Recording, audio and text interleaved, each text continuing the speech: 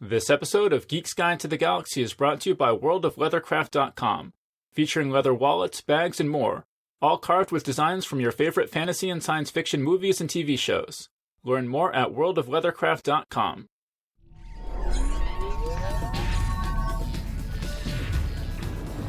Wired.com presents The Geek's Guide to the Galaxy. And here is your host, David Barr Kirtley. Hello, and welcome to episode 184 of Geek's Guide to the Galaxy.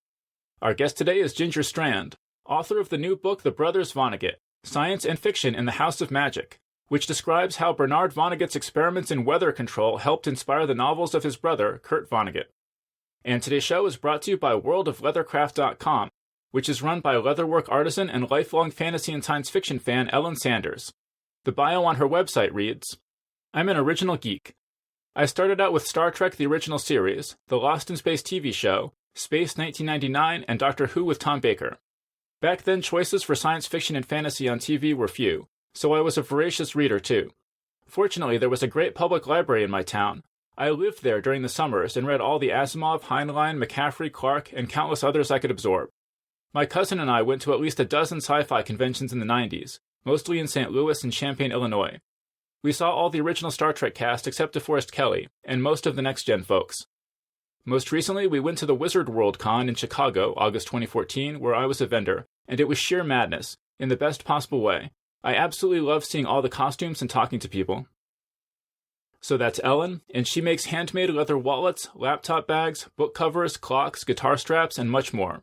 Her website at worldofleathercraft.com has over 200 items to choose from, including really cool-looking wallets featuring characters like Darth Vader, Yoda, and Captain America. You can also send her an image of your own, and she'll carve it into the leather item of your choice. Here's what customer Brian J. says about his Darth Vader wallet. "Wow, just wow. Coolest wallet ever. Very impressed with your work. Feels very well made, and the design is so well done. My geek cred has just gone through the roof." And here's a note I got from Ellen. She writes, "I'm a big fan of Geek's Guide to the Galaxy. I listen to it while I'm working on orders. It really feeds the geek in me. I enjoyed your show on The Force Awakens. It cracked me up how the rest of the panel teased you about not liking it." So obviously Ellen is our sort of person, and everyone should go check out her website over at worldofleathercraft.com. So thanks again to Ellen Sanders for sponsoring today's show, and for more information about how you can sponsor an episode of Geek's Guide to the Galaxy, visit geeksguideshow.com/ads. All right, and so now here's our interview with Ginger Strand. All right, so we're here with Ginger Strand. Welcome to the show. Thanks for having me. Okay, and so your new book is called The Brothers Vonnegut, and it's about Kurt Vonnegut and his brother Bernard. And I think most of our listeners will be familiar with Kurt Vonnegut, but probably not with Bernard. So tell us a bit about him. So Bernard was Kurt's older brother. He's 8 years older, and in the period I'm writing about, which is right when Kurt gets back from the Second World War, Bernard is actually the famous one in the family, the one who's expected to do really great things. Kurt was always a little intimidated and awe of his older brother. They had kind of a classic, much older brother, younger brother relationship. Bernard was a scientist. He was MIT-trained chemist, and he had been working in the Chemical Warfare Service on airplane de-icing during the war. Right, and so Kurt had always, like you said, he'd always been kind of like the class clown. He'd always been in Bernard's shadow. And so he ends up kind of getting sent to the war when Bernard is doing this scientific work.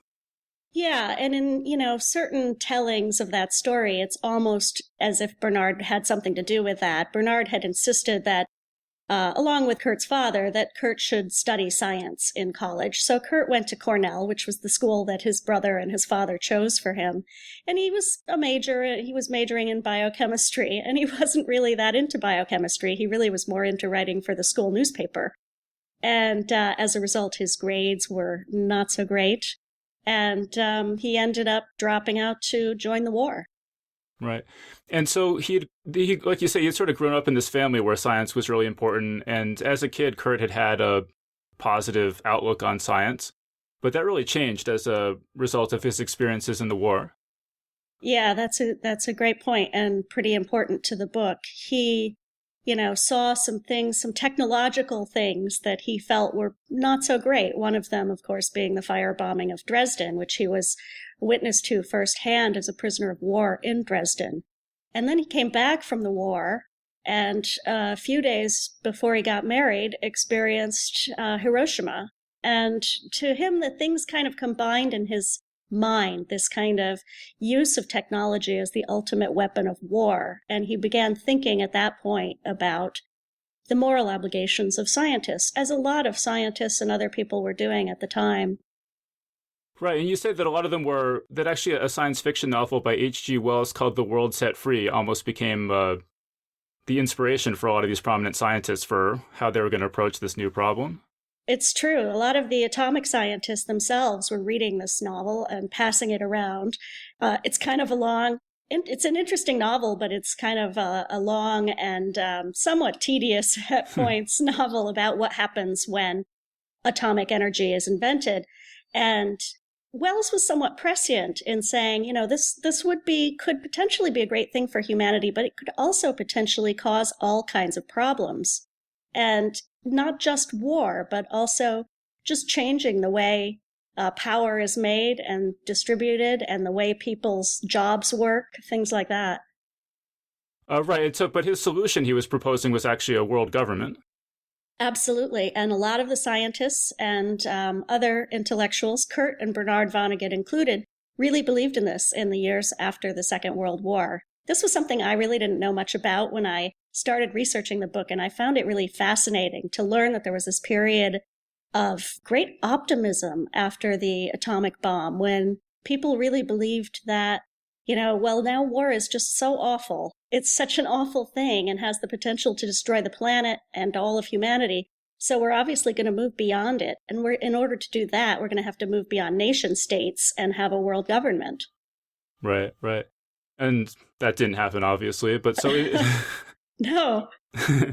But so around that time, Bernard now was working as a scientist at General Electric. It sounds like it was a pretty awesome place to work. What was kind of the work environment at General Electric?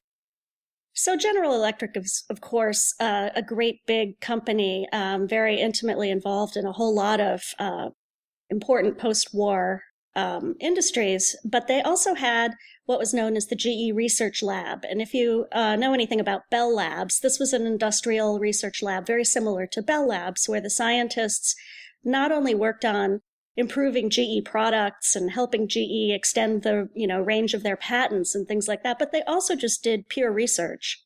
And so they were allowed to choose what they wanted to work on. It was a very you might call it kind of a googly environment. It was, it was an environment in which scientists were encouraged to do work for the company, but to take up independent projects that might one day prove to be something useful to the company, but might just be interesting things to think about. Right, and they were actively encouraged to just find whatever they thought would be fun to work on and focus on that. Yes, and the lab director, Willis Whitney, was very concerned that all the scientists be having fun. He was famous for coming into the lab and saying, are you having fun today? And I guess one person who was having fun was the refrigerator. Was this the mascot or something? What was going on with the refrigerator? You mean the Salesforce refrigerator? Yeah, who got arrested for whistling at a pretty girl? For whistling at a pretty girl. Yes, GE's people had invented a Salesforce refrigerator. It was kind of a fridge that was equipped with a head and a voice box and stuff, and it would walk and talk, and they would take it on the road and do kind of like publicity events at the GE appliance store where you come down and meet the refrigerator. And it was issued a ticket for whistling at a pretty girl. Kurt Vonnegut saw this and took it up and made it into a story that was published many, many years later, actually posthumously, called Jenny, in which he turns the refrigerator into a woman and causes the salesman in the story to kind of fall in love with the fridge. Yeah. Well, and so tell us about Bernard's work at GE. What was he actually working on? So Bernard started looking at supercooling, something he'd grown interested in during the war when he was working on aircraft de-icing. And he very quickly started working together with Irving Langmuir, one of the most famous scientists at the GE Research Lab, a Nobel laureate in chemistry. He had basically invented what we now call plasma physics and all kinds of interesting fields and devices. He had grown interested during the war, as Bernard had, in weather. And he and his right-hand man, Vincent Schaefer, had decided to look into whether or not they could cause clouds, supercooled clouds in the atmosphere, to precipitate, to rain or snow when they were holding supercooled water in them. And Bernard got drawn into this project, and very quickly they discovered that they could, in fact, make these clouds precipitate. Right, and so how did they do that? Well, at first, what they did was they made a cloud in the lab. They brought in a refrigerator or a freezer rather, and breathed into it. You cooled it down, breathed into it, caused it to have kind of moisture, supercooled moisture in it, and then started spraying it with various chemicals. There was kind of a serendipitous moment when Vincent Schaefer was doing this by himself, trying to find something that would cause the cloud in the freezer to precipitate. And it was a hot July day. The lab, of course, didn't have air conditioning in 1946. So he threw a block of dry ice into the fridge, and this precipitated the cloud. So they decided they would try this in the atmosphere. They waited until they had the right kind of supercooled clouds over upstate New York, and they flew off in an airplane and dropped a bunch of dry ice into the cloud, and sure enough, it kind of carved a path of snow in the cloud. Bernard then went looking for substances that had a crystalline structure similar to water, and discovered, after looking at many, many of them in the chemical manual, that silver iodide could potentially work. And so they tried that, and sure enough, that had the same effect. Right, and so these guys, obviously, this was really, really exciting for them, and they're all just kind of like, wow, this is ushering in a era where humanity is just going to control the weather pretty much, with a very high degree of certainty. Yeah, I mean, that was what Irving Langmuir wrote in his lab notebook the day of the first experiment. He wrote, "Control of weather." And GE introduced this, with a press release to the world in exactly that way. They said, we're now at the brink of a new era where we're going to just take control of the climate. We're going to steer snowstorms away from cities and towards ski slopes. We're going to cause it to rain in the desert and to not rain in places where there's too much rain. We're going to stop damaging hailstorms that, cause crop damage every year. They really thought they were on the verge of just, doing something about the weather. Right, and they actually thought they were going to maybe be able to control hurricanes, and they actually did some experiments along those lines. They did in 1947. This was something that they were interested in. The GE scientists were interested in from the very beginning, because obviously if you can steer a hurricane, you can cause it not to make landfall and not to cause, the millions of dollars worth of damage and loss of life that hurricanes cause every year. So the military got involved too, because, it occurred to them if they could steer a hurricane, well, they could really, kind of mess with Cuba or somebody that they wanted to mess with. So they caused a GE and the Army created a joint project. And one of the first things that they did once they joined forces was they attempted to cloud seed a hurricane in October of 1947. Right, but that didn't work out so well. Well, what happened was that the hurricane was heading harmlessly out to sea. They went and seeded it.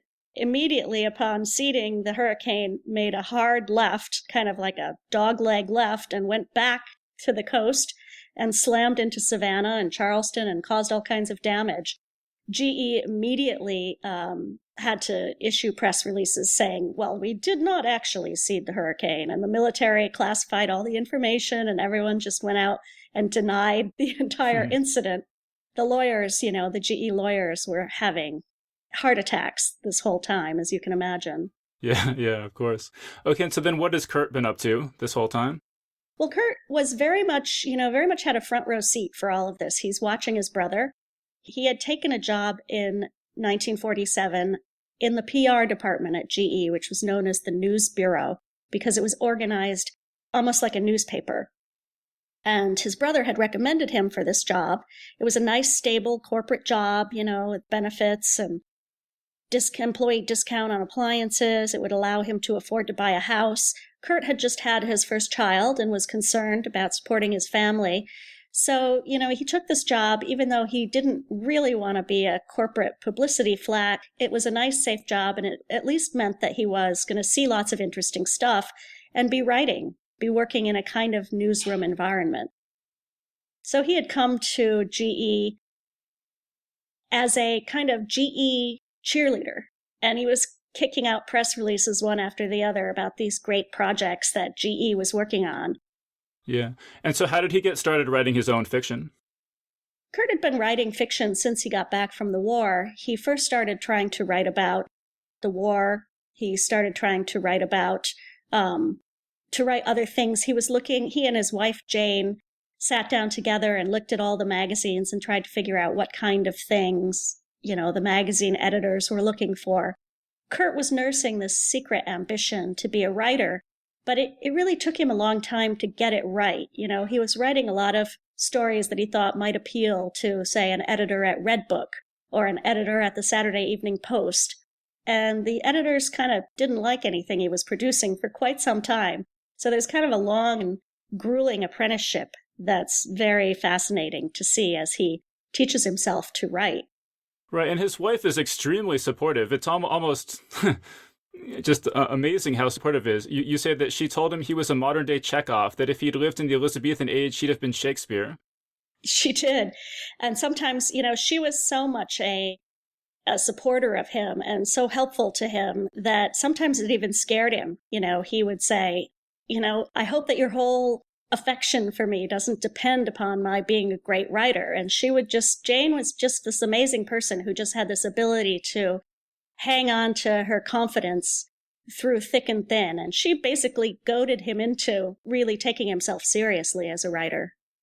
Right. And so he was not really happy, as you said, at GE, but we mentioned it seems like kind of a fun place to work. So what was it about the corporate environment that he found that made him so eager to escape from it? Well, Kurt worked in the news bureau and his brother worked in the research lab. And the research lab scientists were kind of like the racehorses of GE in a way. They were given the best offices, the best hours, the most freedom, the ability to choose their own projects. Kurt was working in the news bureau where he was really just kind of he was expected to be a company man. He had to get, 12 different managers to sign off on every press release he wrote. He had to produce the kinds of things that they wanted, and nothing more and nothing less. His position in the company was quite different from his brother's, and he, was always a bit of a nonconformist, and you might even say a bohemian. He very quickly started to chafe under the kind of corporate orthodoxy that was expected of people working in, this was kind of pre the Mad Men era. It was kind of the era of the man in the gray flannel suit. Everyone wore the same outfit to work, and they had to all have the same kind of rah-rah team spirit about GE. Right, and I guess he would have to sort of his bosses would come around and give him lectures about how unions were bad and how corporate profits were good, and yeah, that was kind of official policy at GE. Yeah, they had been known before the war as a pretty liberal progressive corporation, and they moved a little bit more to the right after the war. They became a very important defense contractor, and they had extremely tight relations with the government, which helped them in this is the very dawn of the McCarthy era, this period as well. And GE very quickly instituted loyalty oaths for their scientists and for all of their workers. And began to investigate their own union leaders, things like that. Kurt saw all of this. He was always very attuned to politics and to the, the political organization of any group that he was in, and he was viewing this all with a skeptical eye. Right. And so he's drawing. So this is the whole environment that his fiction now is coming out of. And then tell us about how did he first start getting stories published? So at a certain point, he starts to write a new kind of story. He starts to really look at what's going on at GE and turn it into fiction. And that's the point at which he starts kind of writing what you might consider science fiction. There's more speculative stories that have interesting things going on, like everyone is forced to be normal, or everyone is, occasionally there would be people from outer space or things like that. But they were really just social satire. Later in life, when he was asked, why did you choose to write science fiction at this period in your life? He said there was no helping it. General Electric was science fiction. Right. But he actually knew, he was submitting stories, as you mentioned, to some of these slick magazines like Collier's. And it turned out he actually knew the editor at Collier's from college. That's correct. And he figured this out through a photographer he knew at GE, that the fiction editor who'd been rejecting his work, but kind of friendly about it at Collier's, was someone he knew from Cornell, Knox Berger. And Knox turned out to be a great ally to Kurt in the early years of his career. And so what was the first thing that he published? So the first story that Kurt published was a story called Report on the Barnhouse Effect, which Vonnegut fans would probably be familiar with. This is the story in which Professor Barnhouse has found that he has control of something that was previously thought to be uncontrollable. He can move things with his mind. He's got a kind of telekinetic talent.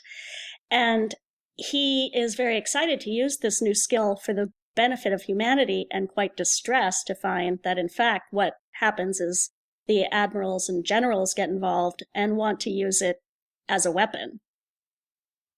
Right. And so, but this story, you say, it's kind of like you can see this is the end of his idealism, where he imagines that, or at least at the end of his naive idealism, I guess you would say, where he imagines that scientists could use their powers for good and remake the world.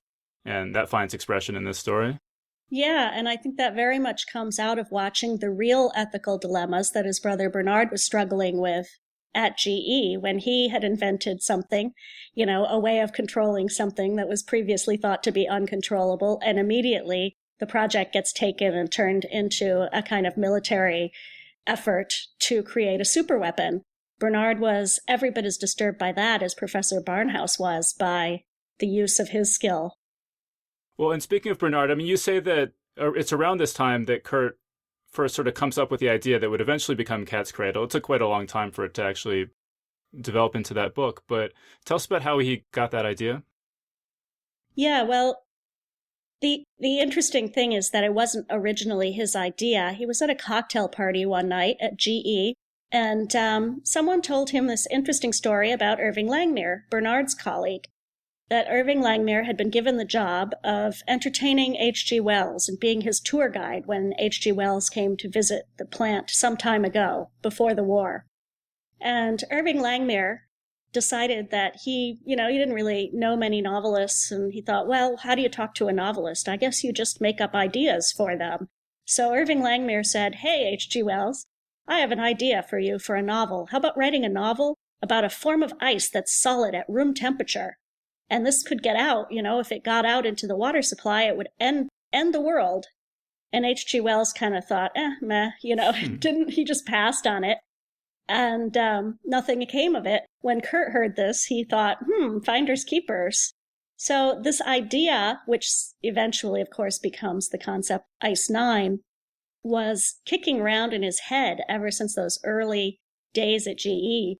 And it was one of the more fascinating things that I discovered in digging around, going through the Vonnegut archive and all those early drafts of everything, is that he had actually written an entire draft of a novella called Ice 9 before writing Player Piano. So really his first novel was an early version of Cat's Cradle, which then, of course, didn't become Cat's Cradle until 1963, much later. Right, and there's this part in Cat's Cradle where the nature of Ice 9 is described via an analogy to cannonballs on a courthouse lawn. And that actually came to him straight from Bernie. Yes, that's exactly how Bernie described his own invention of silver iodide seeding. He said, when we seed the cloud with silver iodide, it creates a new way for the crystalline structure of ice. It's a new way of the molecules stacking and interlocking.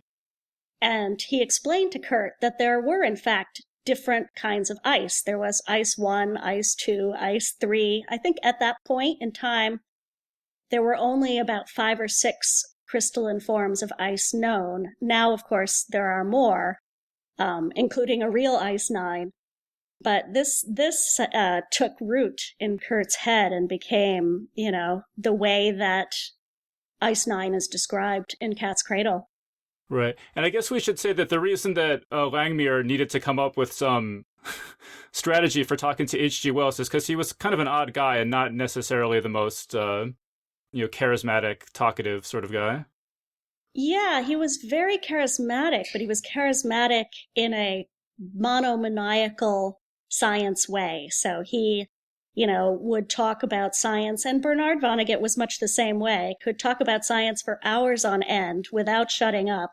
But if you asked him about something else, he might just be at a loss. He was Irving Langmuir was kind of the classic head in the clouds, brilliant scientist who there were a million stories about him, how he would, he once stuck his foot in a can of paint, just pulled out his foot and kept walking without even noticing that he was leaving a trail of yellow footprints down the hall of the research lab. Or, a temp would come in and replace his secretary for the day and he wouldn't notice. If he was lost in thought and you said hi to him, he would just push by you without saying anything. There was one case where a woman fell down on the staircase in front of him at GE. He was lost in thought. He simply stepped over her and kept going. These stories were kind of bandied around, and Kurt used a lot of them. He recycled a lot of them in Cat's Cradle in describing Felix Honecker. Right, because it seems like both Bernard and Langmuir, and maybe some of the other scientists, all inspired the various scientists who appear in his work. Yes, they certainly did. And you can see in the fiction, Kurt kind of taking stock of this and looking at these people and saying, on the one hand, what a great thing. Here's a guy who loves science so much, and he had the greatest respect for his brother's passion for science.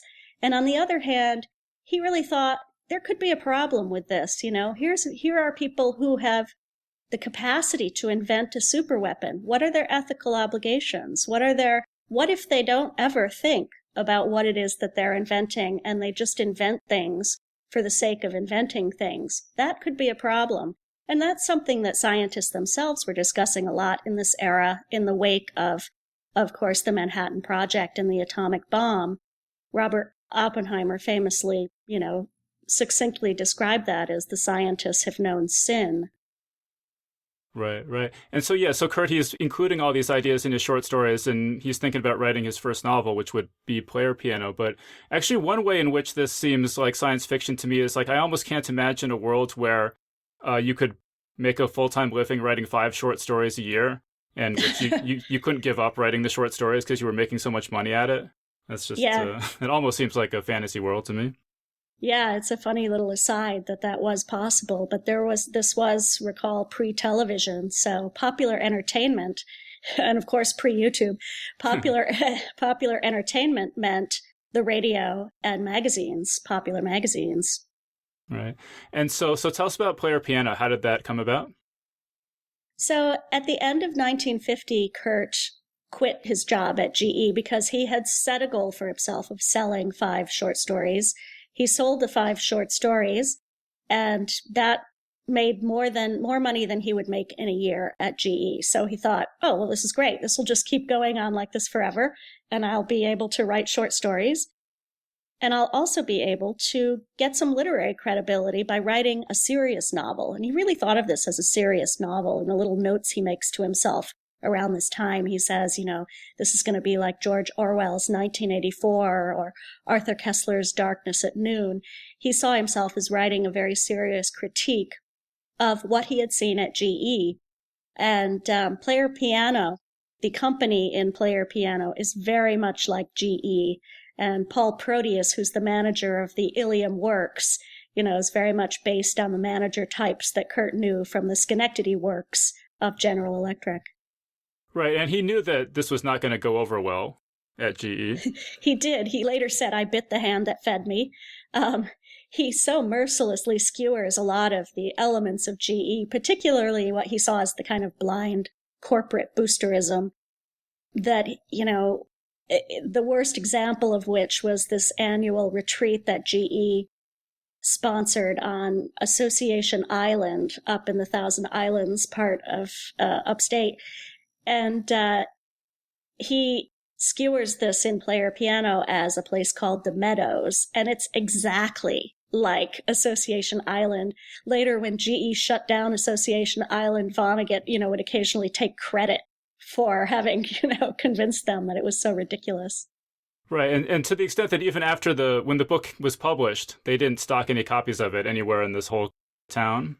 That's right. There are really funny letters from the salesman who goes to Schenectady and says, I think this book might be of interest to the people who work here. It's about a company a little bit like GE, and every bookstore came up with some lame excuse for why they couldn't, they didn't want the book. They said, oh, I don't think it'll sell, or people don't really like this kind of thing, and basically Schenectady was simply a company town, and no bookstore was going to risk, the wrath of GE by carrying the novel. Bernard assured Kurt at the time that there was a secret underground, supply of Player Piano coming up from New York City. Right. And I guess one reason that Kurt was so intent on publishing novels at this time, too, is because the magazine market was becoming more or less receptive to the messages that he wanted to put out there. It's true. Collier's in particular, in the early 1950s, killed one of his stories because it was too critical of the military. They were kind of, this is the dawn of the Cold War, and they were coming to the conclusion that it wouldn't do to be critical of institutions like the American military. You needed to be just rah-rah, or else you would be suspected of being a communist. And this is, of course, also the beginning of McCarthyism. So there's a lot of, anxiety that's coming in about not appearing to be critical of the United States, which might cause you to be suspected of being a Red. Right, and so when you say they killed the story, so they had actually accepted it for publication, and then I guess the publisher stepped in and said, we're not doing the story, or? That's correct, yeah. The paper trail on that is in the archive at the New York Public Library, the research branch there, which is it's a really fascinating thing to see. And Kurt was angry about it, and he was he had no doubt that this was political. This had happened because he was asking questions that people in this era of conformity didn't really want asked. I mean, so what questions was he asking exactly? What was it about the story that they found so objectionable? This is a story that was actually published posthumously also, as many of his short stories were. It's called The Commandant's Desk, and it's a story set in the future in which there's been a world war. The Russian occupiers in a small town in Eastern Europe have been replaced by American occupiers. And Kurt's story is kind of like, in a world of war, one occupier is as bad as the next, He didn't harbor the right kind of we are great and the Russians are evil point of view in the story. Okay, so let's shift back to Bernard again for a second, because he's been doing these experiments with cloud seeding to try to make it rain, and I guess a big thing that happens is that New York City finally comes to him, and they're ready to give this a try because they're so desperate for rain.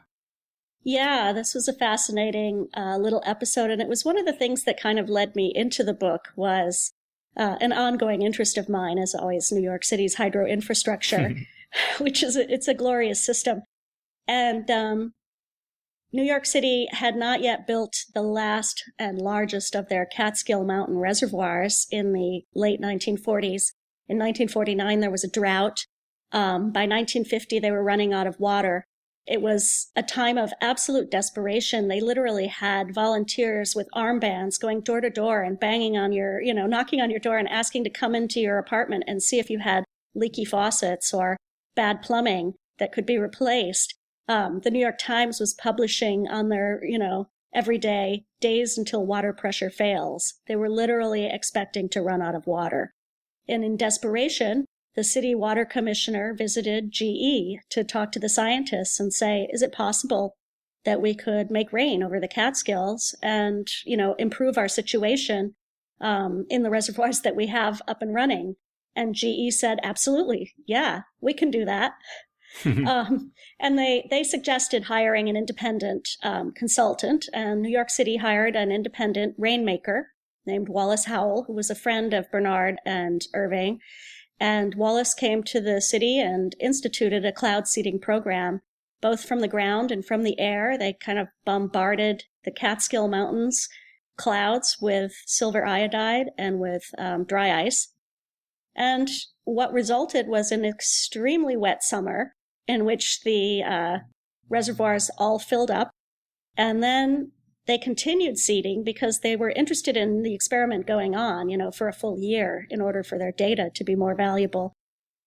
In Thanksgiving of 1950, they seeded a winter storm that was coming through, and there were devastating floods in the Catskills. People today kind of don't believe that Wallace Howell caused these devastating floods in the Catskills, but at the time, the people in the Catskills had no doubt that this rainmaker had washed them out, and the city was slapped with millions of dollars in lawsuits, which kind of ended its enthusiasm for municipal rainmaking. But it didn't end people's enthusiasm overall for rainmaking, because it turned into this giant capitalist industry where all these sort of independent contractors were just out there making rain all over the place. That's right. And what else would you expect, right? In entrepreneurial America, as soon as this method became known, lots of people began using it, many of whom really had no idea what they were doing. They just started jumping into airplanes and flying around with dry ice and silver iodide, sometimes massive amounts of silver iodide, and spraying it on the clouds over places where farmers or ranchers were willing to pay them to make rain. Right, but so not everyone was totally on board with this working. I mean, Bernard himself was not sure that this actually worked, and was it the Weather Bureau, I think, was pretty skeptical of this? The Weather Bureau was extremely skeptical, but they had a little weather control project of their own going on the side, so they were also trying to get control of the weather, but in a different way. What Bernard was concerned about was that there was no oversight of this. There was no regulation. People were simply, jumping into planes and stinking up the whole atmosphere with silver iodide. And he kept, saying what a good scientist would say, which is, wait a minute, slow down. Let's figure out what's going on here. Let's figure out, how much of the stuff is being sprayed and try to really analyze the results. That gets harder and harder to do when it's, just in the hands of anyone with a Cessna and a bucket of silver iodide. Yeah.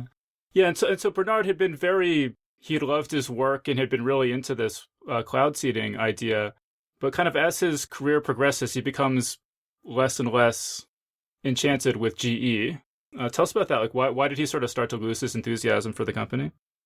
Well, one of the things he loved about GE was the ability to work on exactly what he wanted to work on, and GE began to get more interested in making the scientists kind of toe the line and work on the things that would be profitable. He also felt that there wasn't enough scientific rigor involved in the weather control, the burgeoning weather control field, and, going against his earlier kind of, I'm a scientist, I'm off in my own world personality, he realized it was going to be up to him to kind of step forward and speak to this, try to explain to Congress, among other people, what was wrong with allowing this kind of experimentation to happen on the atmosphere without any oversight.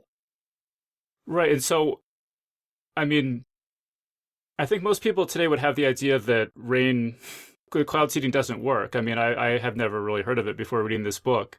Like, kind of what happened to make it fall out of favor? Well, cloud seeding does work. There's been a study just recently done by the Wyoming Water Commission under the auspices of the National Science Foundation and the National Center for Atmospheric Research in Boulder, Colorado. That's established that if you have the correct kind of supercooled winter storm clouds, and you seed them with silver iodide, you can expect to increase the yield of your snowstorms by anywhere between 5 to 15%, so around an average of 10%. And this is not what was being promised in 1946. This is not universal control of the weather. It's not, we're finally fixing the climate. But it's pretty significant in places like Colorado, where they're trying to increase the snowpack in order to increase the water supply in the Colorado River, which, is absolutely critical to all of the downstream states. It's also significant to companies like power companies that produce hydroelectric power. You can run 10% more snowpack through your hydroelectric dams. That's real money. So, there's been a kind of, because of the early years of overpromising, there's been a kind of skepticism about cloud seeding. It's not a silver bullet. It can't produce clouds when there are none. It can't make rain over the desert, from a blue sky. But it does work, and it works in the way that Bernard Vonnegut invented it and expected it to work. I think I heard you say that the weather just got wetter for a while, and so people just had less interest in cloud seeding because they didn't need rain so much.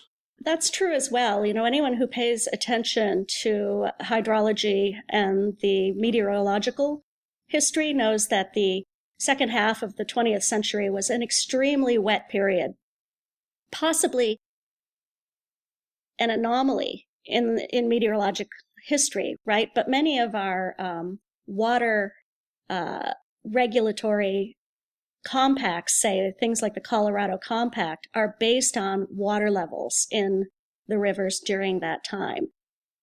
So the interesting thing is that in a period of great wetness, of course, no one's that interested in making rain.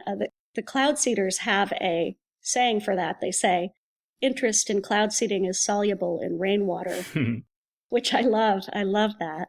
But it's true that now that we're, experiencing what many people are calling, dramatic historic levels of drought in the West, and other people are calling really just the natural climate of the West, there's a lot more interest in rainmaking.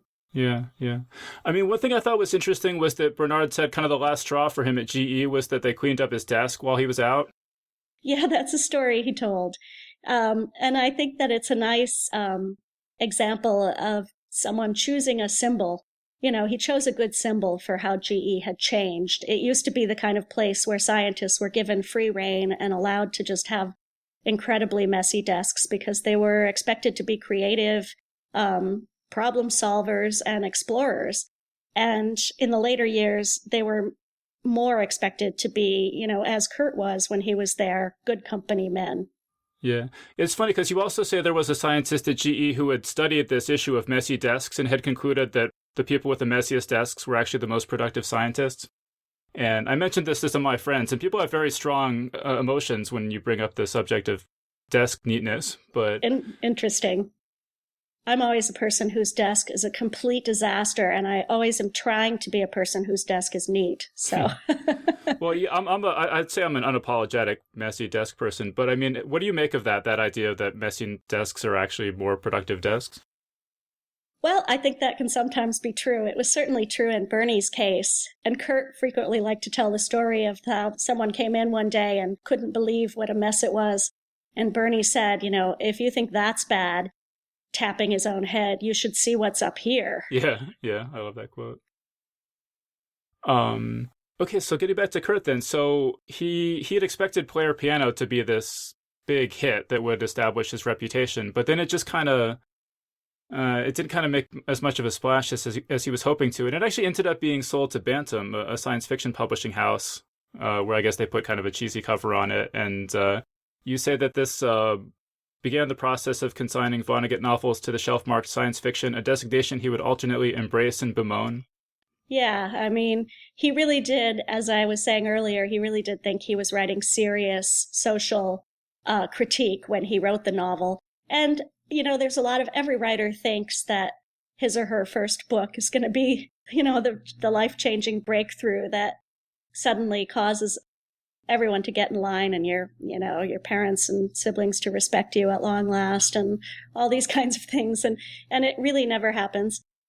So he underwent a little bit of that, but then, the book was taken as science fiction, and it was retitled Utopia 19. It was sold for, 5 cents in drugstore, those little racks that would go around in drugstores. And his short stories, too, were kind of seen as being kind of wacky, out there, sci-fi things. And he didn't mind this in a way. He did feel that he was writing science fiction. He just didn't like the idea that that because it was science fiction, it was not serious literature or it was not serious social critique, because he was always really most interested in diagnosing the real problems of society that he saw and thought about a lot. And he felt that science fiction, in an age that valorized science to the extent that we did and have done ever since the 1940s, he felt that writing science fiction was really the best way to get at these issues. But it often would simply be a way of people not taking him seriously or seeing him as kind of a, druggy, countercultural person, which he really wasn't. He was really trying to mount a serious critique of what he saw going on, not just in science, but in the culture generally. Right. It's interesting because, I come out of science fiction, and a lot of science fiction writers feel that like novels like Cat's Cradle or Sirens of Titan are obviously science fiction, and are somewhat chagrined that Vonnegut would kind of try to distance himself from science fiction. Do you have any sense, from reading his letters and things, to what extent he actually thought that he was writing something different from science fiction, and to what extent it was sort of just protective coloration to survive in the literary world? Yeah, no, I think that, early on, he made a concerted and acknowledged effort to break into the world of science fiction. He saw it as something that he could sell, and recall that eventually he's got 3 and then 7 kids. This is a man who's got a family, a mortgage to pay, and a family to support. And he's very interested in making sure that he makes a living as a writer. Science fiction was a way of, a guaranteed market to some extent, at least in the early years when he was writing. But, it was also simply the way his brain worked. And when he wanted to talk about computers, which he was seeing, GE was actually the first corporation to own its own computer. It was, a giant room-sized thing that was so loud you couldn't hear yourself think when you were working on it. And it was probably, had the computing power of a calculator in a cereal box. But he would take that and he would kind of amp it up in order to amp up the questions, the ethical questions that such a device raised. So it's an interesting question because he himself kind of tap danced around the whole science fiction issue during his life.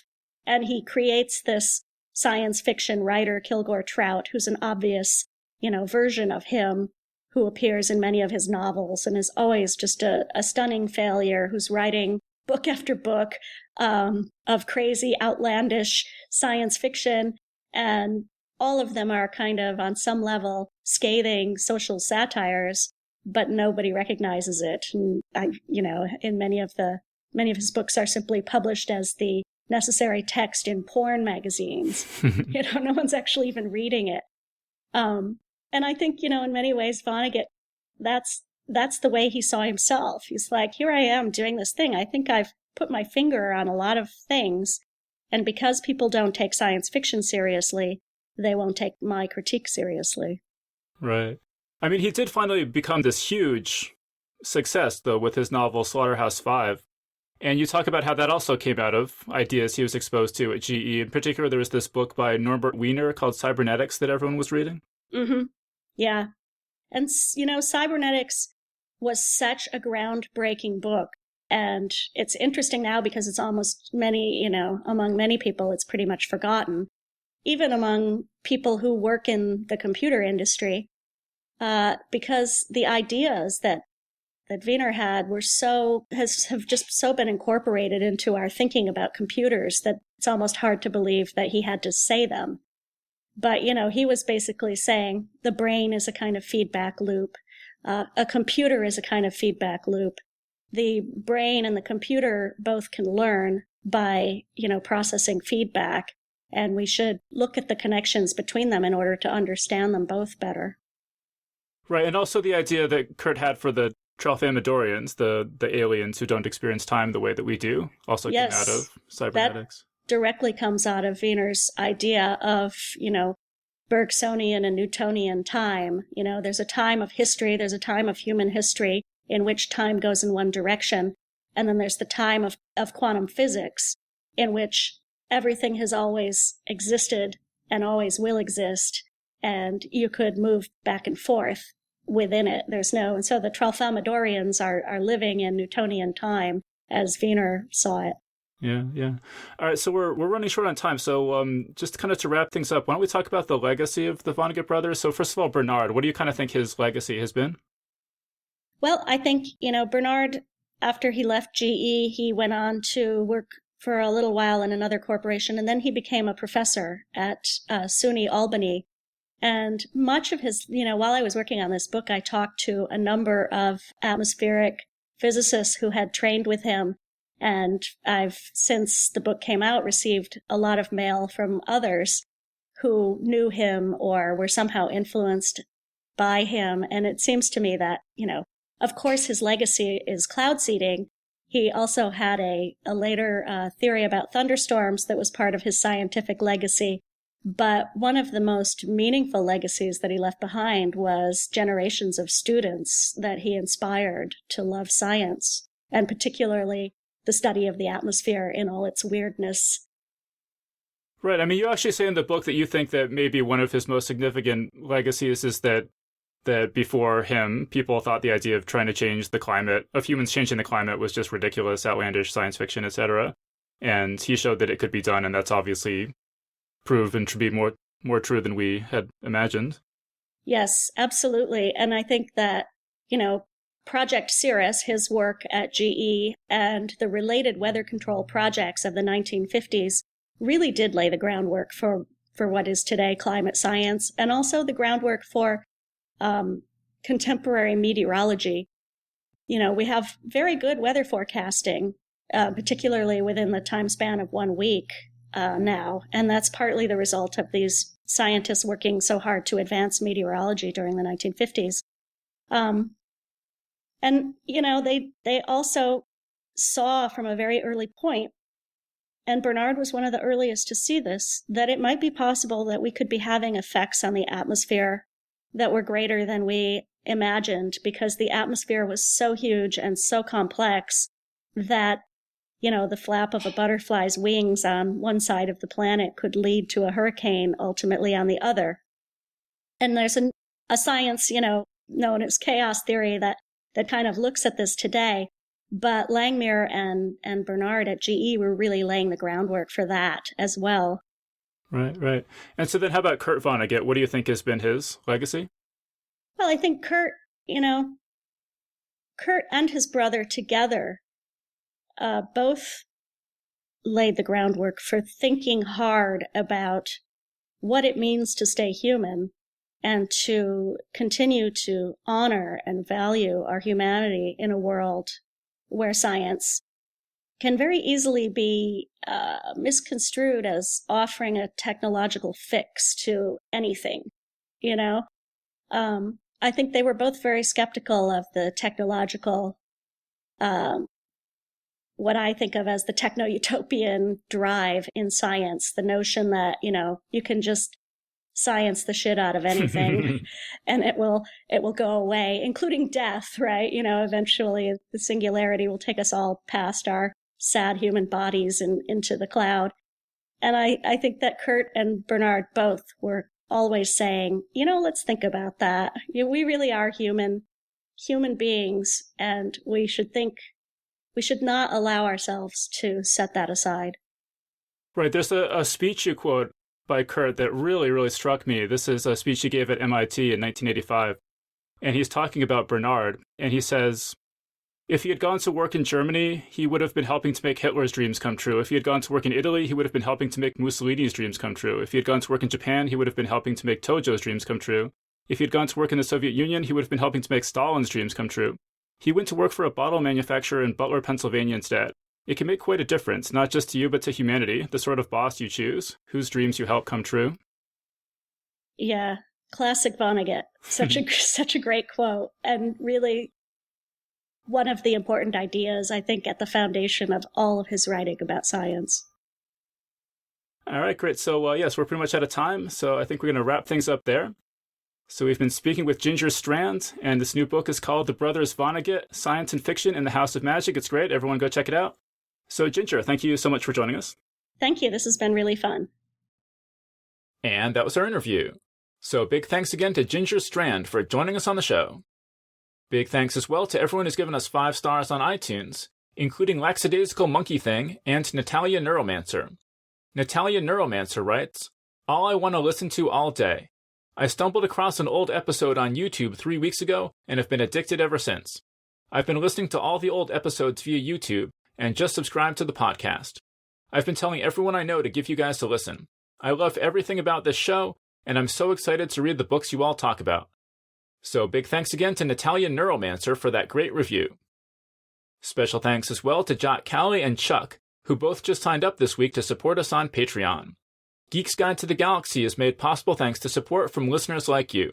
So if you enjoy the show and want it to continue, please sign up to give us $1 or $2 per episode over at patreon.com/geeks.